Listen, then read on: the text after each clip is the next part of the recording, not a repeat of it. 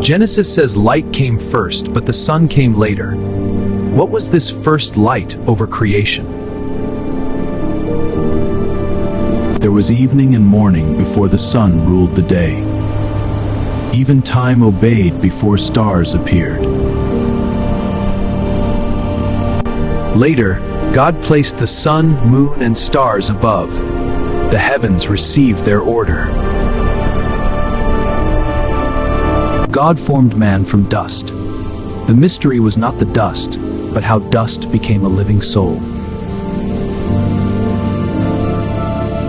God breathed into Adam, and life entered him. Earth received what only heaven could give. Adam opened his eyes to Eden. He came from the ground, yet was called to walk with God. Adam fell into a deep sleep. While he rested, God prepared a companion unlike anything in creation. From Adam's side, Eve was formed.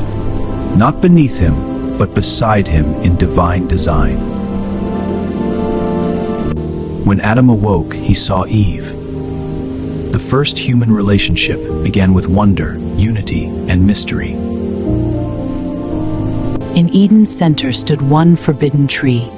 Everything was freely given, except this single fruit. God warned Adam not to eat from it. The tree became a test of trust and obedience. The fruit remained untouched, but the question was alive: would mankind trust God or reach for the forbidden? In Eden's beauty, a strange voice appeared. The serpent entered quietly, carrying a question that would change mankind. Hath God said, eat of every tree? The serpent did not attack with force. It attacked with doubt, twisting God's command into temptation. The fruit looked beautiful, but behind its beauty was rebellion. Eden's peace now stood on the edge. Eve ate the fruit, and Adam followed. In one moment, innocence was broken, and shame entered the world. Their eyes opened, but not to glory. They saw their nakedness, their fear, and their separation. Then came the sound of God in the garden. The first humans hid from the one who made them. God questioned Adam, Eve, and the serpent. Eden became a courtroom, and truth could no longer hide.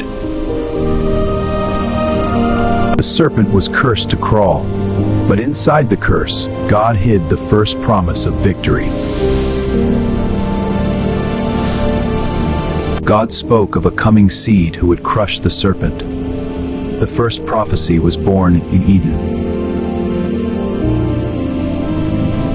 Cain brought fruit from the ground. Abel brought the firstborn of his flock. But only one offering pleased God. Cain's face fell when his offering was rejected. God warned him, but jealousy was already growing. Cain led Abel into the field. There, jealousy became bloodshed, and the earth received its first innocent cry. God asked Cain where Abel was. Cain answered with defiance, but the ground had already spoken. Cain was cursed from the ground and sent away. The first murderer became a wanderer on the earth. Then God placed a mark on Cain. It was judgment, but also protection from anyone who found him. In a world growing darker, Enoch walked with God. His life carried a mystery unlike any man before him. Genesis says Enoch was not, because God took him. No grave, no burial, only disappearance. One moment Enoch walked the earth. The next, he was gone, leaving mankind with unanswered wonder. Before the flood, Genesis speaks of strange days. The sons of God saw the daughters of men. As mankind multiplied, something unnatural spread across the earth. Heaven watched, and the world moved toward judgment. In a violent world, Noah found grace. While others ignored God, one man heard the warning. God warned Noah that waters would cover the earth. A judgment no one had seen was coming. Noah obeyed and began building. Every strike of wood warned the world, but the world refused to listen. The ark rose on dry land, impossible to ignore. To many it looked foolish. To Noah, it was survival. Then animals came to Noah, pair by pair. The mystery moved from warning to reality. When Noah entered, the door was shut. Mercy had waited long, but judgment had finally arrived. Then the heavens opened, and rain fell like judgment. The world that mocked Noah began to tremble. The deep broke open, and waters rose over the land. Every warning Noah gave was now becoming truth. Soon, only the ark remained above the waters. Judgment covered the earth, but mercy floated on top. After many days, the waters began to fall. The ark rested, and the earth breathed again. Noah stepped onto a changed earth and built an altar. Survival became worship before a silent sky. Then God set a bow in the clouds. The rainbow became a sign that mercy would remain. After the flood, Noah planted a vineyard. But even after judgment, human weakness still remained. A private moment became a family shame. Ham saw his father's disgrace and carried the story outside. I couldn't keep this shame, must be myself, for the family's honor. When Noah awoke, he spoke a curse over Canaan. The mystery echoed through generations. Cursed be Canaan. A servant of servants shall he be to his brothers. The people spoke one language and gathered in one place. Together, they planned a city reaching heaven. Brick by brick, the tower rose higher. But their unity was driven by pride, not obedience. Then God confused their language. In one moment, voices became chaos, and the city stopped rising. What is madness? I cannot understand you. This makes no sense. Then God called Abram to leave everything familiar. A hidden promise began with one impossible journey. Abram left his country, his people, and his father's house. Faith pulled him toward a land unseen. God promised Abram a nation, a land, and a blessing. The future of Israel began in mystery. A famine struck the land, and Abram went down to Egypt.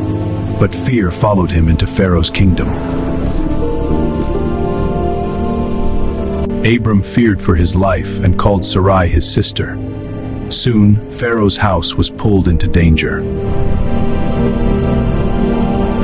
Then plagues touched Pharaoh's house. The secret was exposed, and Abram left Egypt with trembling mercy. Abram returned from battle after rescuing Lot. But on the road, a mysterious king came to meet him. Melchizedek brought bread and wine. He blessed Abram in the name of God Most High. Abram gave him a tenth of everything. Then Melchizedek vanished from the story, leaving deep mystery behind. Blessed be I abide. Abram had no child, yet God promised descendants. Under the stars, doubt met divine assurance. I will trust you, promise. God told Abram to count the stars. So would his descendants be, beyond human counting. Then a smoking fire pot and flaming torch passed between the pieces. God sealed the covenant himself. Years passed and Sarah was old.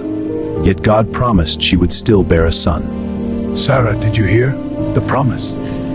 Why does she laugh? Sarah laughed quietly within herself. The promise sounded impossible, even after years of waiting.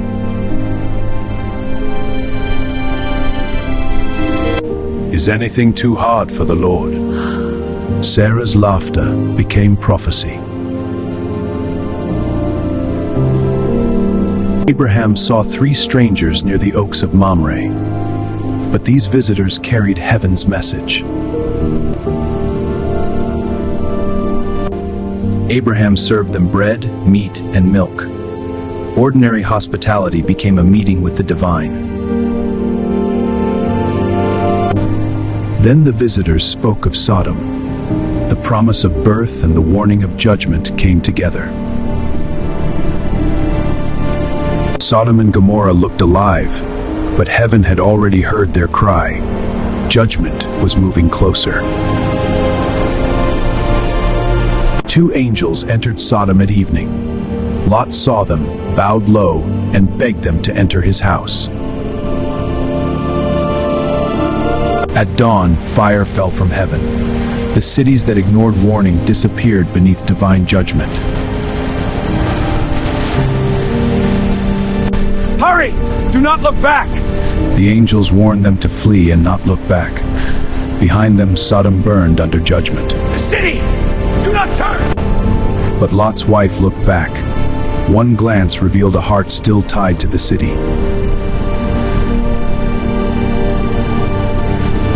In a moment, she became a pillar of salt. Her warning remained standing in the wilderness. God told Abraham to take Isaac to Moriah. The promised son now became the greatest test. Isaac carried the wood up the mountain. Abraham carried the fire, the knife, and a breaking heart. Before Abraham struck, heaven stopped him. A ram appeared, and the son of promise was spared. Jacob fled from home and slept under the open sky. A stone became his pillow in the wilderness. Then he saw a ladder reaching heaven. Angels ascended and descended between earth and God's throne. Jacob awoke afraid and amazed. This is the house of God. And named the place Bethel. Joseph dreamed his brothers would bow before him. The dream sounded proud, but heaven was revealing destiny. His brothers sold him into Egypt. What looked like betrayal became the hidden road to salvation.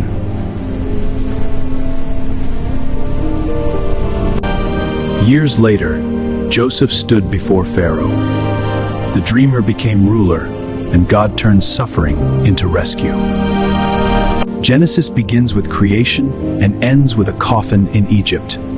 But every mystery points toward God's plan.